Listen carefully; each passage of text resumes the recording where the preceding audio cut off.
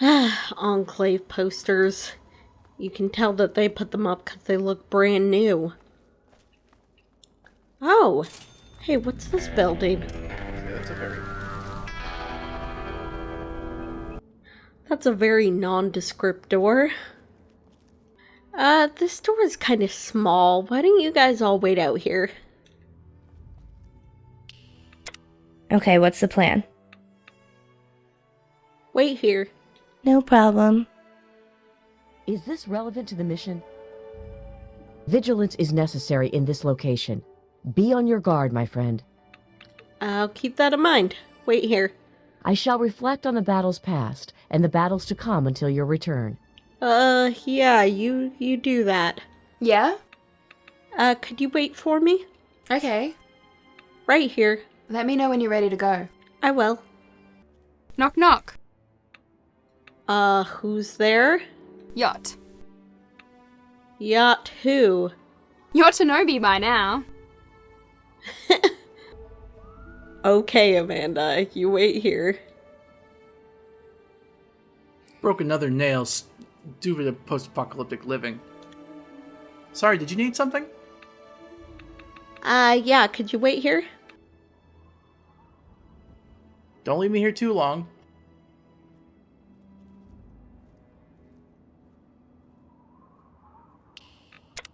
We've got to get to the MDPL mass relay station. Later, wait here. Aw, man. Okay. Come on, you got a bunch of people to hang out with. Confetti's best when made out of meat. That was probably the most disturbing thing I've ever heard you say. Please wait here. Okay, if you forget where you left me, just listen for the boom. Alright then. I once met a girl who told me to love your life. Well, I suppose it's not the first time I've been in an abusive relationship. That's actually really sad, Audrey. Can you wait here? Certainly, my dear. I'll wait here until you get back. Alright, well, I guess I'll explore this place. Looks like the only way to go is down.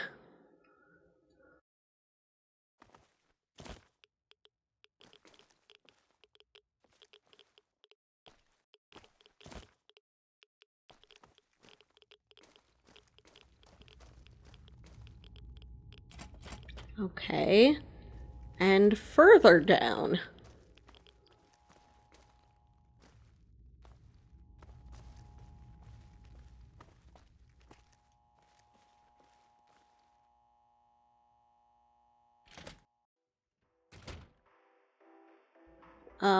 What?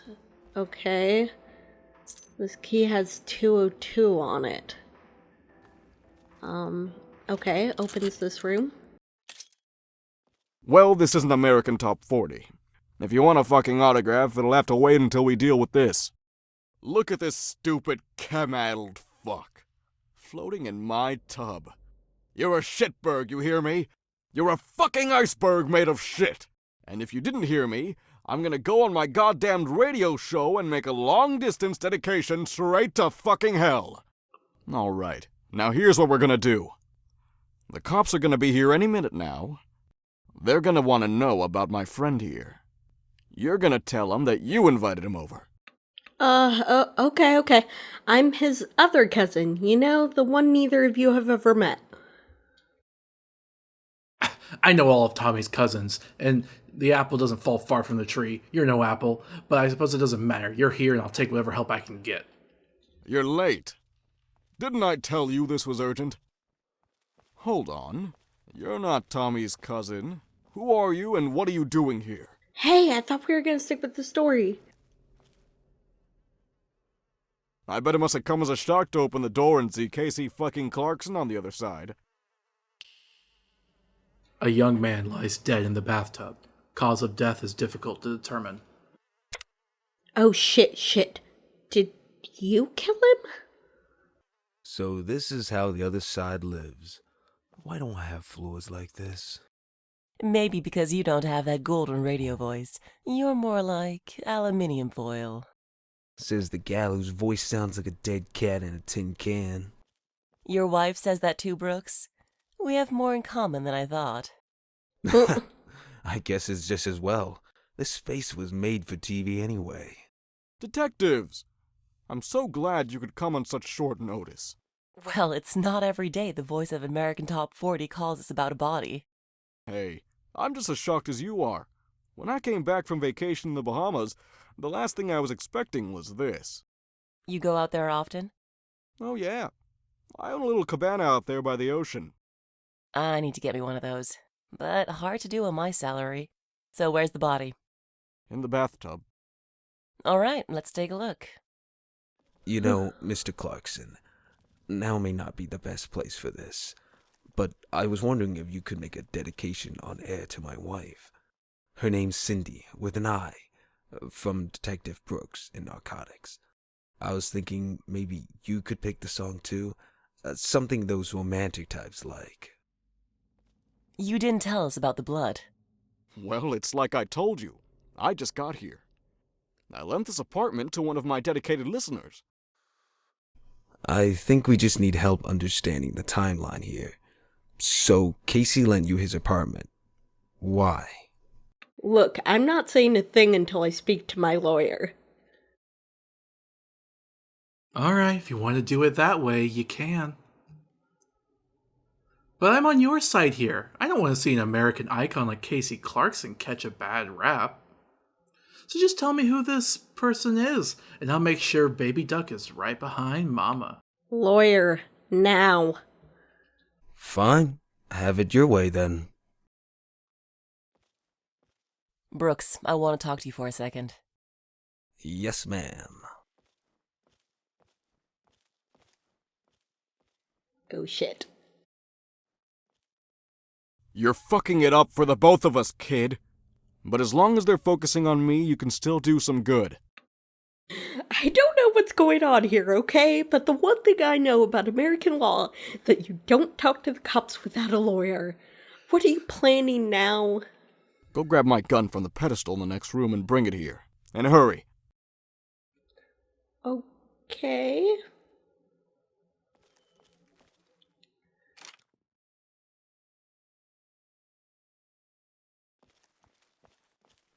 Well, did you get the gun? Yeah, here.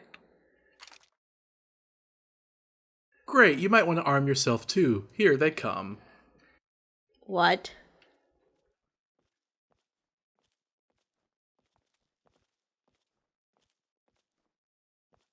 I'm afraid we're gonna have to take you down to the station, Casey. Why? I've told you everything I know. You have, but there are some inconsistencies with your story. For one, I don't see any evidence of chem use. With all due respect, Detective, my friend here saw the man using. Why don't you check the body again? Alright, fine. Oh, fuck. I am not helping you cover this up.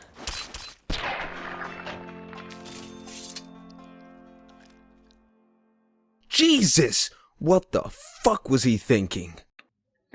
He was trying to save his career, I bet. I would have taken care of him for a few dollars under the table, but instead he goes and does this. And my partner, Christ, killed by Casey Clarkson. How am I going to explain this to the chief? In any case, you better go. The less I have to wrap my head around, the better. Okay, but I need to ask you a question. How do I get out of here? Easy. You just walk out the front door and... Shit. It must be the shock, because I'm having trouble remembering. That's the second time that's happened to me this week. Actually, the building's in shambles, and one of the doors is still locked. Well, the other day I found this key in my jacket. Never seen it before in my entire life. I tried it on every lock in the house, and the station, and nothing. Here, you take it. Maybe you can figure out what's it for. After tonight, the less mystery in my life, the better. Alright, I'm just gonna leave.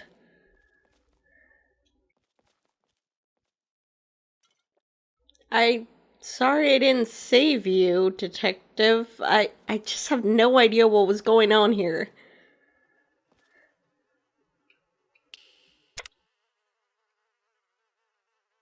Yeah, I wasn't gonna cover for a murderer.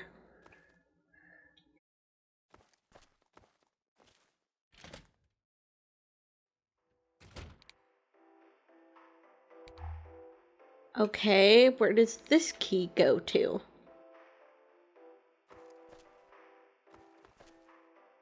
.303. Alright.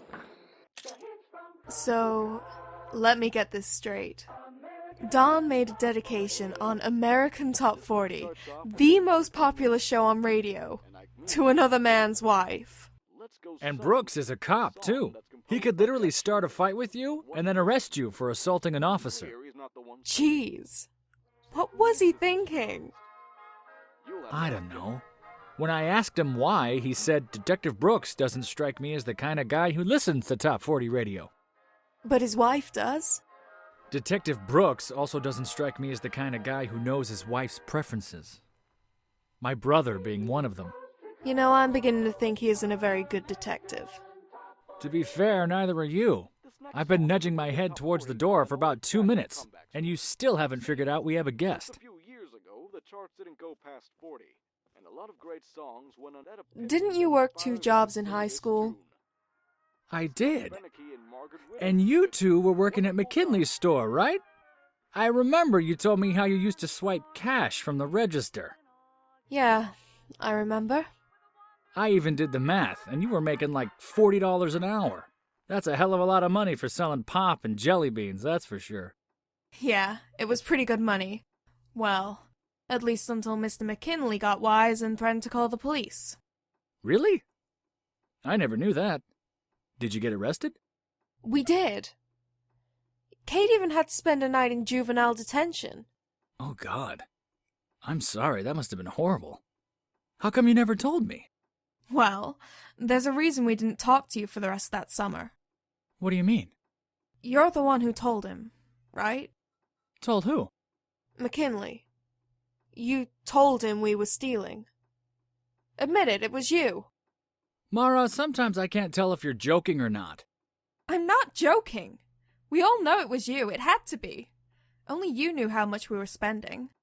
Okay, well, I'm sorry, but I don't remember half the things people told me in high school, let alone whatever shenanigans you and Kate were up to. Oh, come on.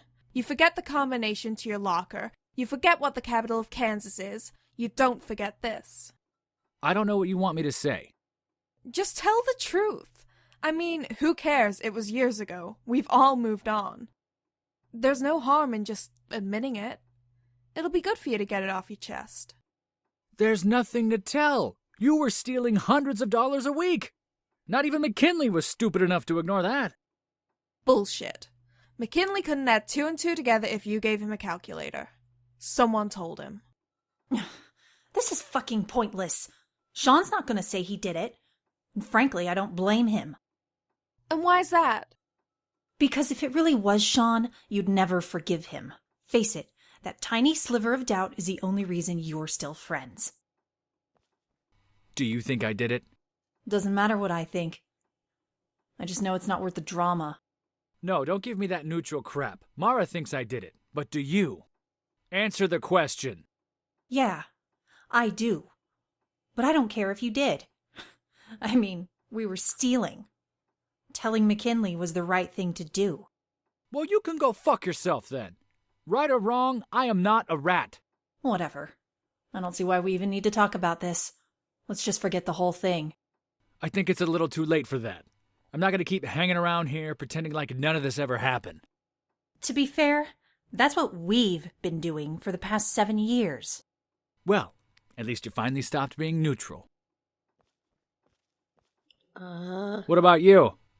You think I'm a rat too? I believe everyone is innocent until proven guilty. Good. It's too bad my so-called friends don't feel the same. I'm gonna go have a smoke. Maybe when I'm done, you two will come to your senses. Talk to Sean. See if you can't get him to admit what he did. I guess I'll try.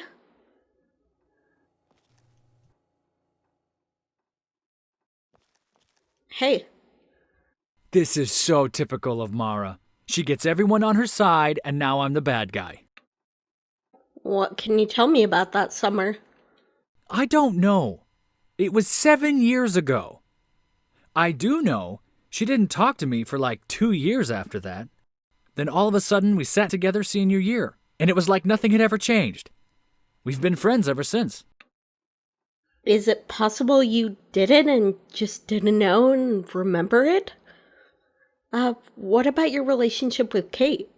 Kate was always following Mara's lead. We both were. So when Mara started being friendly again, all three of us started hanging out. How did you not know they were arrested? I was working 2 jobs and taking classes. And to be honest, I can be a little self-absorbed. I'm beginning to think that's why she was so mad at me. Did you know what they were up to? Did I notice they were buying a lot of things? Sure. But I was a teenager.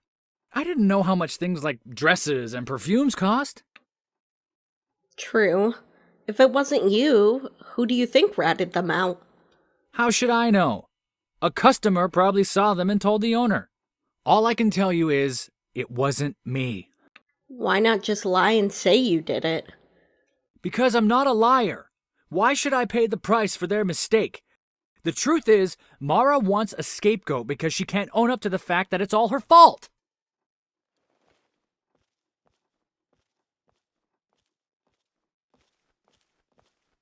This is ridiculous. I'm sick of being interrogated like a goddamn criminal when I've never stolen a dime from anyone. So you want me on that cross? Then nail me to it, because frankly, I'm tired of your shit. You fucking asshole. I'm the asshole. I was working 2 jobs, Mara, and every paycheck I earned was honest. Meanwhile, you two were stealing money from a good, decent man. He had a family, for Christ's sakes. But of course, you only thought about yourself.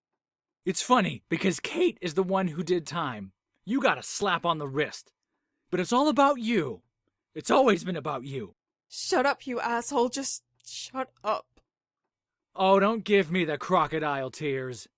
It's your fault you stole that money. It's your fault you got in trouble. But that's how you are.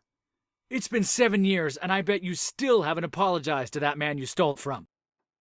I don't owe that man anything. Why does that not surprise me? Jesus, Mara, he had a wife and 2 kids. That store was the only income they had. But it's you we should feel sorry for.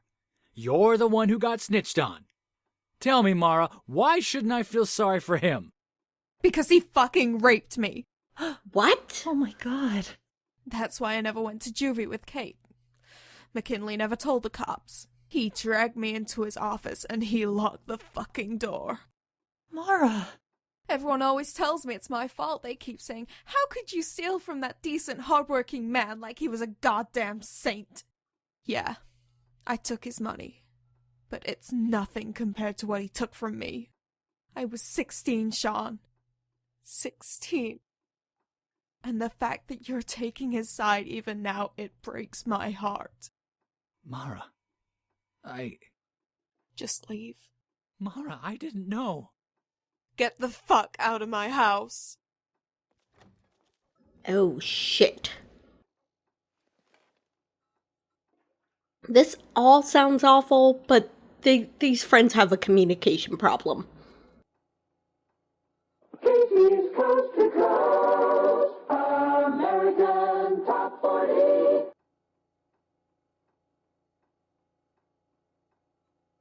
That was weird. Well, this is certainly a surprise. Yes, no one died this time. It's possible that our guest had something to do with it. We could be dealing with a tainted sample. Oh, give the girl some credit. She's faced challenge after challenge, and not once has she resorted to violence. Mara, if you can hear me, please exit your apartment and come to room 101. You already have the key. Okay. I don't understand. The voices on the radio, were they talking to me? It appears so. But how is that possible? Actually, it's the only thing that's happened so far that makes any sense. You know, for some reason I believe you. Something about it seems real. They mentioned you had a key? Yeah. There was a day after it happened that I went back to McKinley's store. It was on the weekend, so I knew he wouldn't be there. I went in and told the girl at the register that I was his daughter, and I need the key to his office. When she turned away, I just left. It was stupid, I know, but I thought if I just held on to that key, I could escape. So long as I had that key, he could never lock that door on me again. Are you sure you want to find out what's behind that door? I think I do. If you'll come with me. I will. Then I think I'm ready. Let's go. Okay.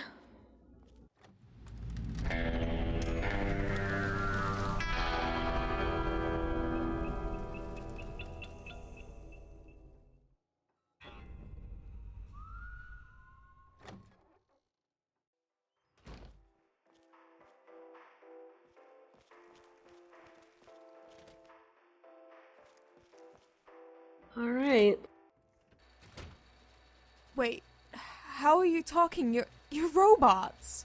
You, on the other hand, are a machine. An android, to be precise. If you don't believe me, take a peek through the looking glass to my right. Oh my god.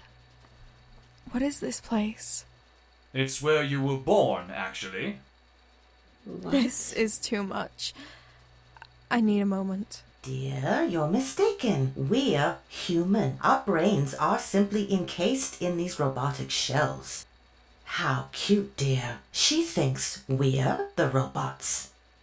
I suppose this is a classic case of judging a book by its cover, hmm? Of course, child. You've had a very long day. Well, all the models have had their identities wiped. They'll be given new histories and new personalities for the next trial phase. Oh my god. It's Sean and Kate and Casey Clarkson?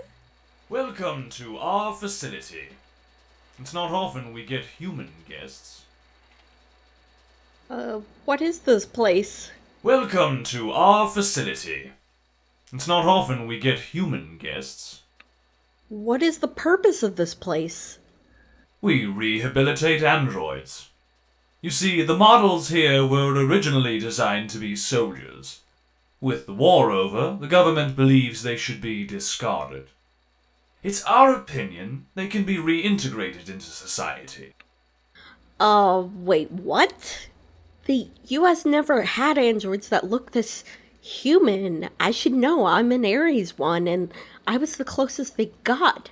They look like synths from the Institute. Androids have fake skin and blood and are programmed to simulate human behavior, like breathing. They can even eat and digest food realistically. You seem very confused about where they came from, but regardless, rehabilitating them in an effort to let them have their own lives is a very admirable goal. We think so as well. It's not their fault these androids were programmed to act the way they do. No, it's the fault of their programmers. And it's our job to give them, and us, a second chance. Has there ever been a successful integration? There hasn't, until now. Mara is our first. Okay, you mentioned the two of you were once human. Yes, transferring our bodies was Dr. Cheng's idea. Given the length of the process and the violent nature of the subjects, it was an easy decision. The irony is not lost on either of us, I assure you. Wow, you must be some brilliant scientists. I want to know more about the test you're running. Of course! It's a very interesting process. We start by implanting the memories into each model. From there, we put them in situations where they can work on their conflict resolution skills. If they choose to resolve their issues with violence, we reset the memories and replace them with a different set. It's a constant tug of war between nature and nurture. The goal is to find memories and experiences that negate their predispositions for violence. I couldn't help but notice it looks like you put the dead ones back together again. So you have some repair equipment, I presume?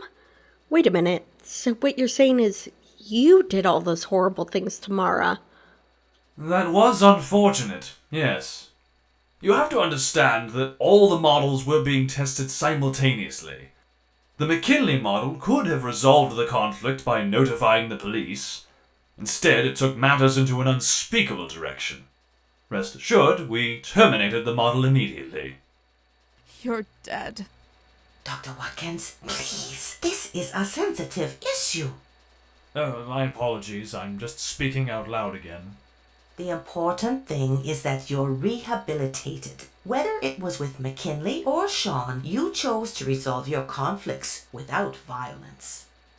I'm sorry, but I'm gonna kill you both. Oh, don't be silly. You're rehabilitated. Violence is beneath you. No! No!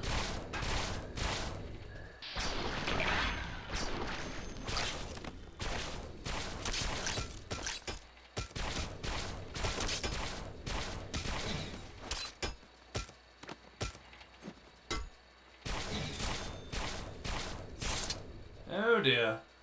Where did she get that weapon? A long dress and a few curves can conceal a lot of things, Dr. Watkins. And we were so close. To think she almost made it out the door fully rehabilitated. Either way, thank you for your assistance. Without your help, both Dr. Cheng and I would surely be dead. I had to. The android wasn't ready for society. You can put her back together like the others, right? I hope so. Yes, I'm afraid I must agree. But look on the bright side. No android has ever made it this far before. That's progress. As for you, I'm sure you've had your fill of this place. The key to the door on my left should be on Mora's body. Something you need. All right. How can I assist you? Something you need. Well, keep doing your best here, okay? I hope you succeed one day. For what it's worth, I definitely think you have some success here. They do seem to have their own free will, and McKinley just used his for evil. Please fix Mara up, and I hope one day that she can leave. Thanks for your assistance.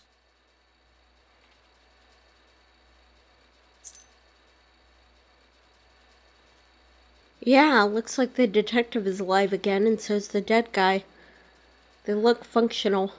I'm sorry, Mara. Don't worry. They'll try again, okay? And there won't be any rape this time. Android Rehabilitation Research Notes, Logs, and Status. Dr. Cheng's Notes on Programmed Behavior. The soldiers' root programming seems to be a rather insidious mechanism. Not only have their bodies been engineered to perform specific animations, their chemical systems have been designed to reinforce that behavior.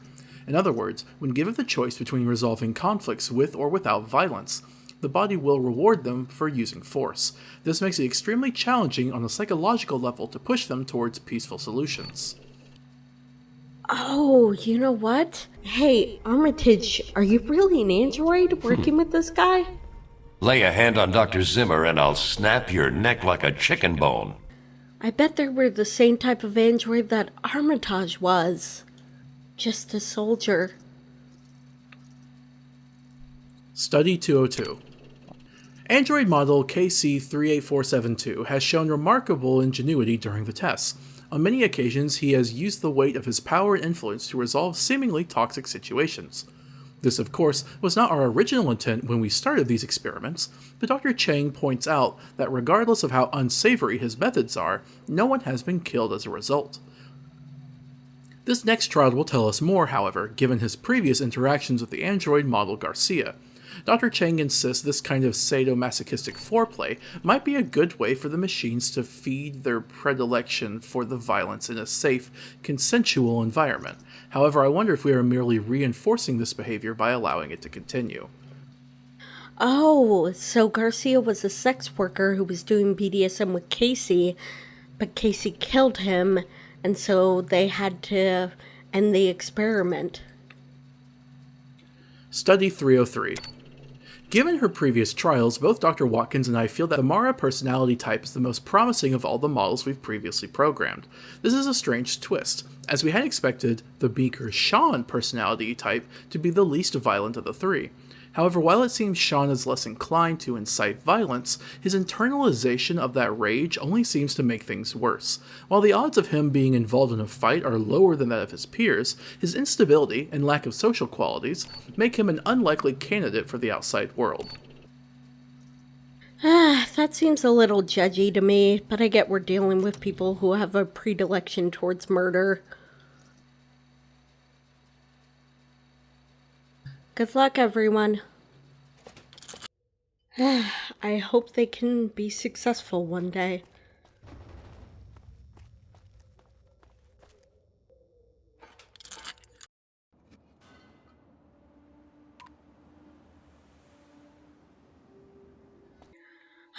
Alright, you guys wait here. I'm gonna look around before we head out.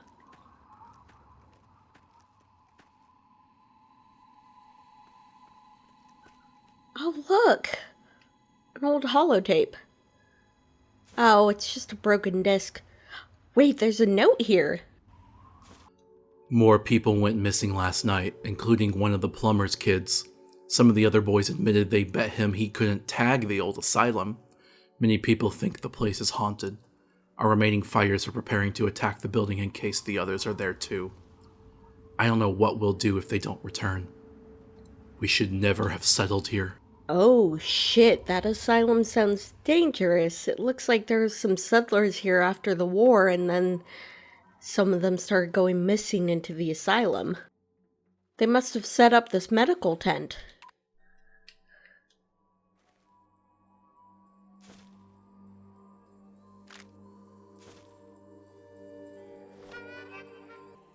All remaining troops are being called back to HQ for immediate reassignment. That includes what's left of your people and the entire medical team. The capital is lost. Anyone left in the asylum will have to fend for themselves. The lives lost to this civilian uprising are a shame, but we just do not have the resources to deal with that right now, and we need you all elsewhere. The rad storms in your area are intensifying. With any luck, that will take care of the hostile locals for us in time. Get out of there now. That's an order. This sounds like Enclave, but like really early on after the war. Oh, yeah, that's definitely on an Enclave satellite. It's still nearly 200 years old.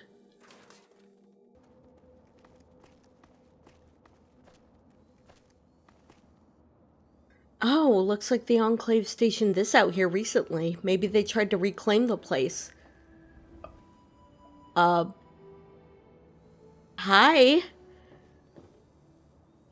Oh, they were operating on Wastelanders. Oh, yeah, Enclave were definitely here.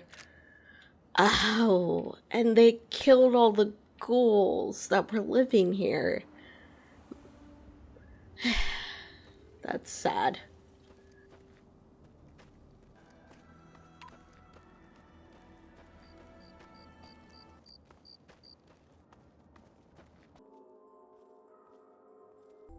Well, I guess I should check out the asylum.